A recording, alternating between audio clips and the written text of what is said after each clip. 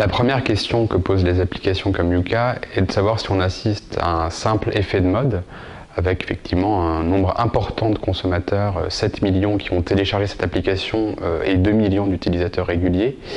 Donc simple effet de mode ou réel mouvement de fond qui correspond à la volonté des consommateurs de reprendre en main leur consommation et de maîtriser, de contrôler les produits alimentaires qu'ils achètent. La deuxième question, c'est de savoir si ces applications vont concourir à rétablir la confiance, à apporter des solutions durables pour restaurer la confiance des consommateurs envers les produits agroalimentaires, ou si, au contraire, ces applications vont nourrir une forme de business de la défiance où les consommateurs seront de plus en plus face à une avalanche d'informations et seront sidérés face donc à l'hyper-choix d'applications informant sur des produits alimentaires dont la suspicion à l'égard de la qualité et de l'innocuité est de plus en plus forte. La méfiance des consommateurs s'explique par plusieurs facteurs. D'abord, on assiste depuis une dizaine d'années à une surmédiatisation croissante des scandales alimentaires et des problèmes sanitaires dans l'alimentation. Ensuite, il y a une mise en lumière de plus en plus forte de composants néfastes pour la santé dans l'alimentation, comme par exemple les perturbateurs endocriniens. Ensuite, on assiste aussi au rejet des process industriels associés à la massification, à la standardisation, à la mauvaise qualité. Et enfin, les consommateurs sont assez massivement aujourd'hui à la recherche de modes de vie plus éthiques et plus sains.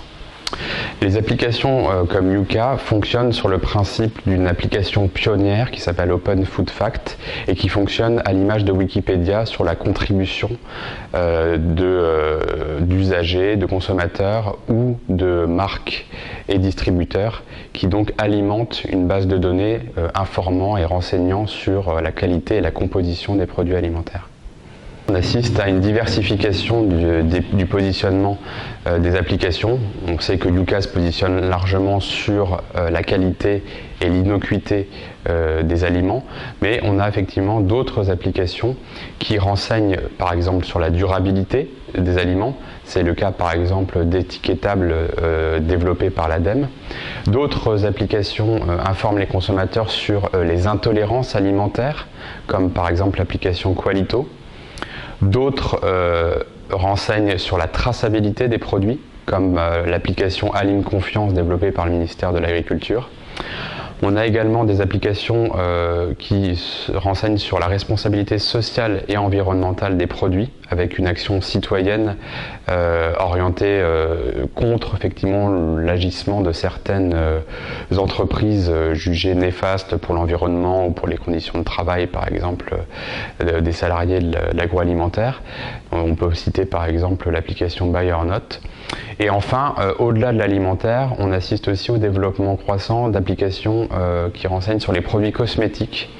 On peut par exemple citer quelques cosmétiques développés par l'UFC Que Choisir. Ces phénomènes témoignent d'abord d'une attention croissante des consommateurs à l'environnement et à l'alimentation. L'environnement et l'alimentation étant tous les deux des signes reliés à leur santé, dans un contexte où les consommateurs n'ont jamais été aussi attentifs à l'innocuité et à la préservation de leur propre santé. Ensuite, ces applications témoignent de la quête grandissante de qualité des produits alimentaires et d'une recherche de contrôle et de maîtrise de l'alimentation par les consommateurs. Ensuite, ces applications révèlent le discrédit ou la délégitimation des experts et des acteurs traditionnels de l'alimentation, le discours scientifique, le discours sanitaire, le discours des autorités publiques, et on assiste donc au développement de réseaux horizontaux sans intermédiaire classique institutionnel dans lequel les consommateurs ont le sentiment d'avoir davantage de confiance dans une logique pair à pair qui l'emporte donc sur la logique verticale ou institutionnelle. Alors la transparence n'est pas la solution si elle correspond à une inflation permanente d'informations diverses et contradictoires sur les produits alimentaires qui contribuent davantage à alimenter la défiance qu'à rétablir la confiance.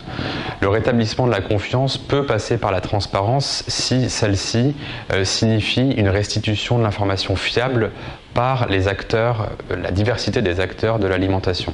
On voit par exemple un grand nombre de distributeurs changer leur politique, à l'image par exemple du Système U, qui développe sur le modèle de Yuka l'application Y'a quoi dedans, qui renseigne là aussi sur la qualité et l'innocuité des produits alimentaires.